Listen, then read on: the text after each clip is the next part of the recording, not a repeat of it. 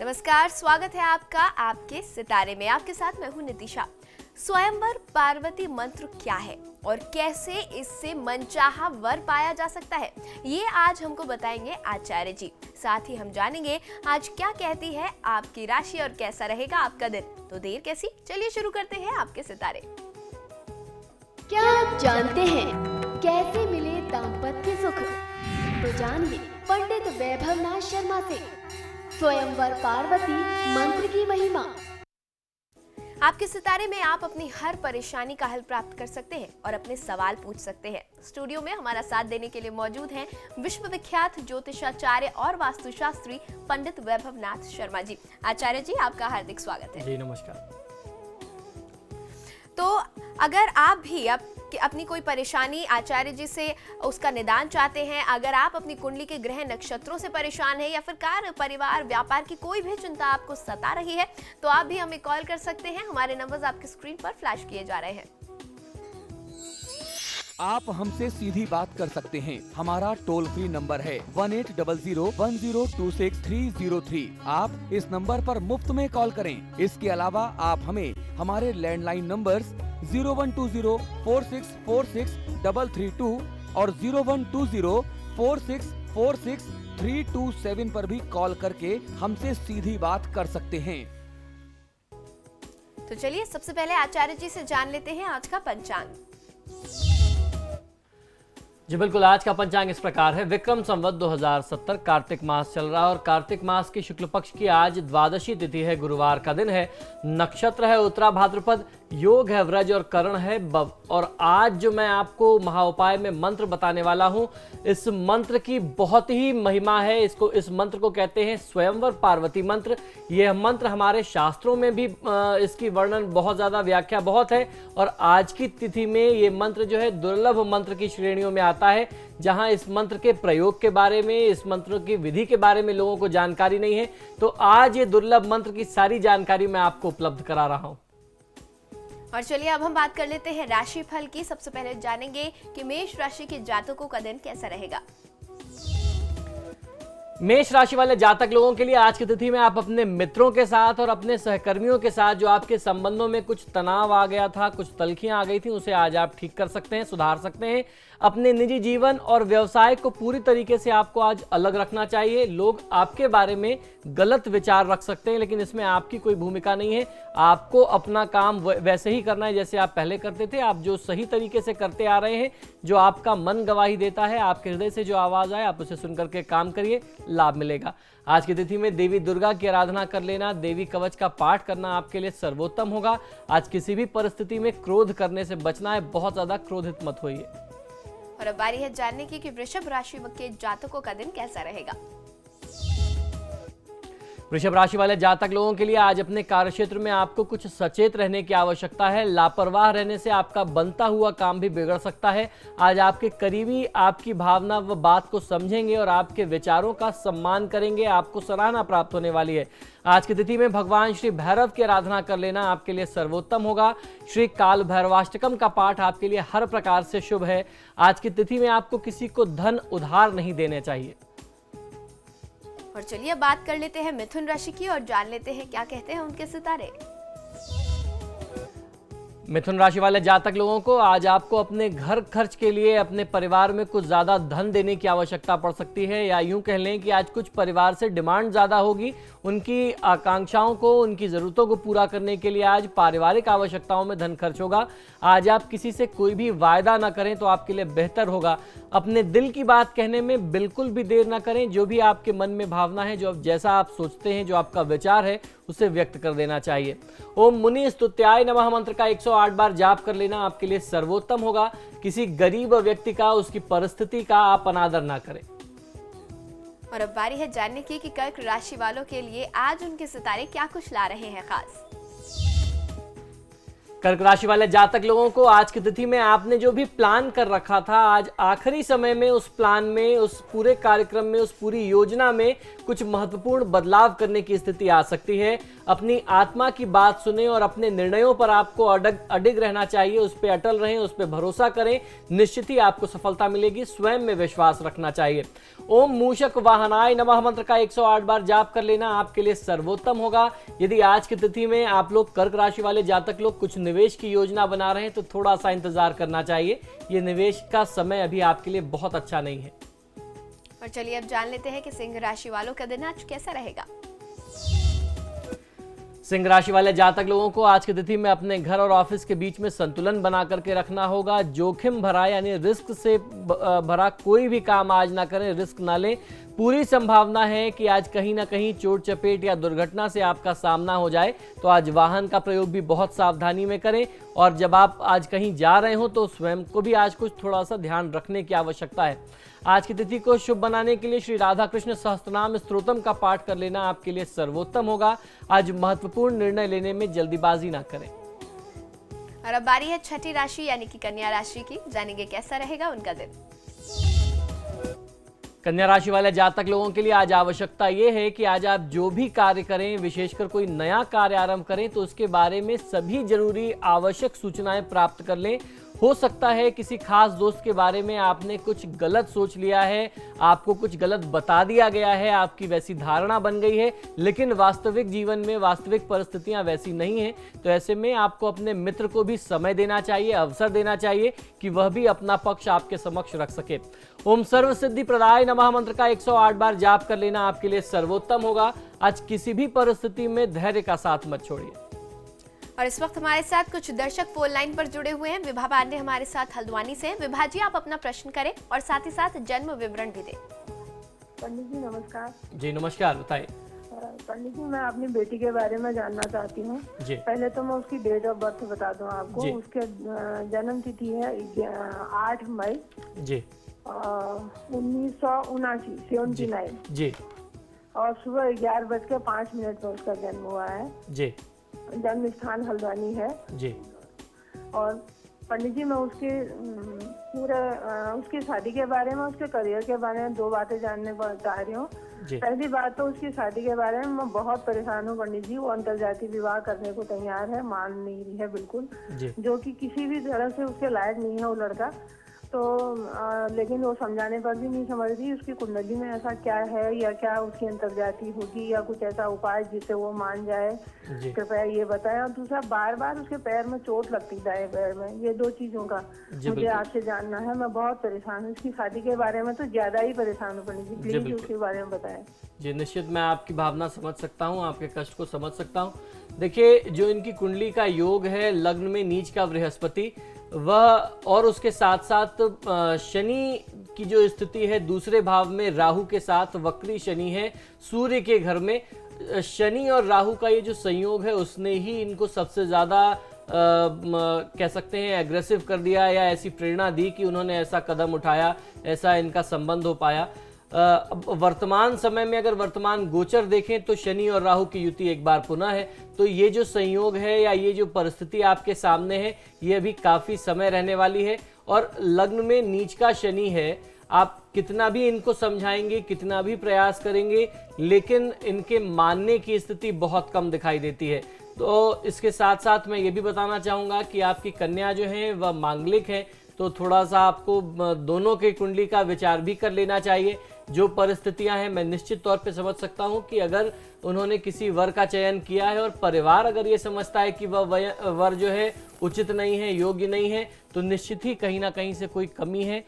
अब इस बात को समझाने के लिए सबसे पहले आपको करना ये चाहिए कि आप राहु, चंद्रमा और शनि, इन 3 ग्रहों की वैदिक शांति करा लें और उसके बाद अपनी कन्या को आप कुछ समझाने का प्रयास करें, तो शायद वो आपकी बात समझ ले। क्योंकि अभी राहु और शनि का इतना ज़्यादा प्रभाव इनके दिमाग पर है कि आप कितने भी अच्छी बातें इनको बताएंगे, इनके उज्जवल भविष्य के लिए वो बातें इनको हमेशा बुरी लगेंगी। और ऐसे में कुछ इनकी तरफ से और भी अपने स्वास्थ्य के लिए, अपने शरीर के लिए कुछ प्राणघातक कदम भी हो सकते हैं। जो परिस्थितियां हैं, तो बहुत ज़्यादा डांटना या समझाना या इनके ऊपर नियम और बंदिश लगाना, वो आपको अभी नहीं करना चाहिए। सबसे पहला काम है कि ग्रहों की शांति कराएं, फिर कोई आप निर्णय लें।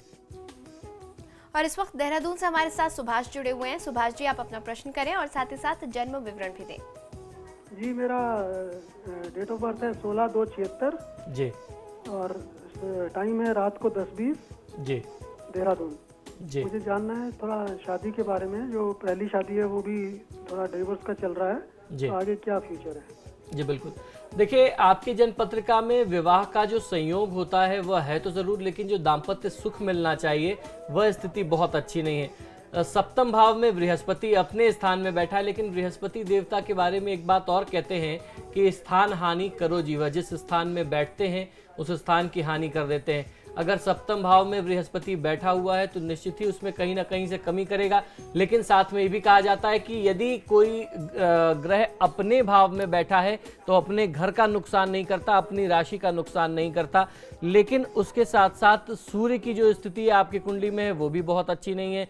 शनि के भाव में सूर्य की स्थिति है, और ये सारा जो संयोग है ये कुल मिलाकर के आपकी कुंडली के लिए, आपके दाम्पत्य जीवन के लिए, दाम्पत्य सुख के लिए ही बाधा उत्पन्न कर रहा है। तो ऐसे में सबसे पहले, क्योंकि राहु की दशा आपके लिए अभी आरंभ हुई है, आपको सबसे पहला काम ये करना चाहिए कि आप राहु के वैदिक मंत्रों का जाप कराएं और एक 7 रत्ती का अच्छा सा सिलोनी गोमेद चांदी में बनवा लें। दाहिने हाथ की मध्यमा उंगली में आपको धारण करना चाहिए और नियमित दिनचर्या में भगवान विष्णु और माँ लक्ष्मी की आराधना करें, निश्चित ही कल्याण होगा। और दिल्ली से इस वक्त एक दर्शक हमारे साथ जुड़ी हुई हैं। शोभा जी, आप प्रश्न करें और साथ ही साथ जन्म विवरण भी दें। हाँ पंडित जी प्रणाम। जी नमस्कार, बताइए। मैं दिल्ली से सुबह बोले, मुझे अपने बच्चे के बारे में पूछना है। जी बिल्कुल, बताइए। उसका जन्म 20 अगस्त 97 सुबह 5:10। जी। उसका करियर कैसा रहेगा और आगे वो क्या कर सकता है? जी बिल्कुल। देखिए, आपने पूछा कि बच्चे का करियर कैसा रहेगा और आगे वो क्या करेगा। इस जातक की कुंडली के अनुसार इसका जो जीवन रहने वाला है वह तकनीकी क्षेत्र से जुड़ा हुआ रहेगा। जो कार्य क्षेत्र होगा वह कहीं ना कहीं तकनीकी क्षेत्र यानी टेक्निकल कोई इसको एजुकेशन मिले, ऐसे संयोग दिखाई देते हैं। कर्मभाव भी मंगल का है और उसके साथ साथ भाग्य स्थान में शनि की स्थिति, इसको मशीनों से, तकनीकी चीज़ों से ज़्यादा प्रेम, ज़्यादा स्नेह होगा, लगाव होगा, और इसकी शिक्षा दीक्षा भी उसी क्षेत्र में दिखाई देती है। और उसके साथ साथ वर्तमान समय में कह सकता हूँ कुछ स्वास्थ्य संबंधी समस्या इस जातक को आ सकती है, तो इसके लिए आपको निदान करना चाहिए। शनिदेव के लिए आप शनिवार के दिन काली वस्तुओं का दान इस बच्चे के हाथ से स्पर्श करा करके करें तो निश्चित ही अच्छा लाभ मिल सकता है। काली वस्तुओं में काला वस्त्र होना चाहिए, काली उड़द होनी चाहिए, सरसों का तेल ले सकते हैं, काला कोयला हो। ये सब अपने सामर्थ्य अनुसार लेकर के बच्चे के हाथ से स्पर्श करा करके कुछ दक्षिणा के साथ किसी दरिद्र नारायण को, गरीब को आप दें तो बहुत अच्छा फायदा मिलेगा। ये प्रयोग कम से कम 4 शनिवार आपको अवश्य करना है। और कार्यक्रम में फिलहाल वक्त एक छोटे से ब्रेक का हो चला है। जल्द हाजिर होंगे और आचार्य जी से जानेंगे बाकी की 6 राशियों का राशिफल और साथ ही साथ आज का विशेष महा उपाय।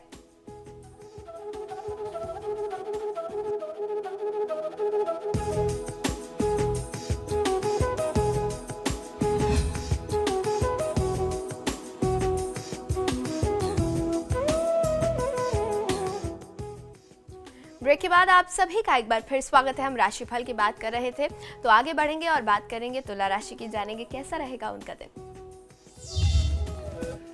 तुला राशि वाले जातक लोगों को आज परिस्थितियां आपके पक्ष में हैं। आपको तनाव लेने की बिल्कुल भी आवश्यकता नहीं है। आज ऐसा भी हो सकता है कि आज कोई आपको ठगने या बेवकूफ बनाने का प्रयत्न करे, तो थोड़ा सा आप सचेत रहें। परिस्थितियां आपके पक्ष में हैं, किसी भी प्रकार के नुकसान या क्षति की स्थिति आपके सामने नहीं आएगी। आज की तिथि का पूरा लाभ लेने के लिए ओम सर्वरी प्रियाय नमः मंत्र का 108 बार जाप कर लेना आपके लिए सर्वोत्तम होगा। वाहन का प्रयोग बहुत तेज गति में मत करिए। और अब बारी है जानने की कि वृश्चिक राशि के जातकों के लिए आज उनके सितारे क्या कह रहे हैं। वृश्चिक राशि वाले जातक लोगों के लिए आप अपने स्वभाव के अनुसार रिस्क उठाने से डरते हैं, लेकिन आज कुछ जोखिम लिया जा सकता है। आज आप कुछ कैलकुलेटेड रिस्क ले सकते हैं। जल्दीबाजी में कोई काम न करें, अन्यथा नुकसान होगा। कोई भी काम प्लान करके करें, और जिस तरीके से मैंने कहा, बहुत अगर आप संतुलित कोई रिस्क लेना चाहते हैं, कोई जोखिम लेना है, कैलकुलेटेड रिस्क लेना चाहते हैं, तो आज वो काम किया जा सकता है। ओम सर्वतनयाय नमः मंत्र का 108 बार जाप कर लेना आपके लिए सर्वोत्तम होगा। आज की तिथि में किसी को धन उधार देने से बचना चाहिए। और अब बारी है जानने की कि धनु राशि के जातकों के लिए आज दिन कैसा है। धनुराशि वाले जातक लोगों के लिए आज की तिथि में आपको अपने करियर में बहुत कुछ पाने का अवसर मिलेगा। खासतौर पर नौकरी पेशा लोगों के लिए आज परिस्थितियां बहुत अच्छी होंगी। आज कोई आपके सुझाव लेना चाहता है, आपको उसकी मदद अवश्य करनी चाहिए, आप उसकी सहायता अवश्य करें। जो भी आपको उचित लगे उसे आप अपनी तरफ से सुझाव अवश्य दीजिए। ओम समाहिताय नमः मंत्र का 108 बार जाप कर लेना आपके लिए सर्वोत्तम होगा। आज किसी भी परिस्थिति में क्रोध और गुस्सा करने से बचना चाहिए। और चलिए अब जान लेते हैं कि मकर राशि वालों के सितारे आज क्या कुछ ला रहे हैं उनके लिए खास। मकर राशि वाले जातक लोगों के लिए आज का दिन आपके लिए थोड़ा उतार चढ़ाव भरा हो सकता है। आज किसी से ऐसा वायदा ना करें जो आप पूरा नहीं कर सकते हो। आज की तिथि का पूरा लाभ लेने के लिए ओम सर्व सिद्धि प्रदायकाय नमः मंत्र का 108 बार जाप कर लेना आपके लिए सर्वोत्तम है। आज की तिथि में यदि कोई अतिथि, कोई मेहमान आपके घर आता है तो उसे आप खाली हाथ विदा मत करिए।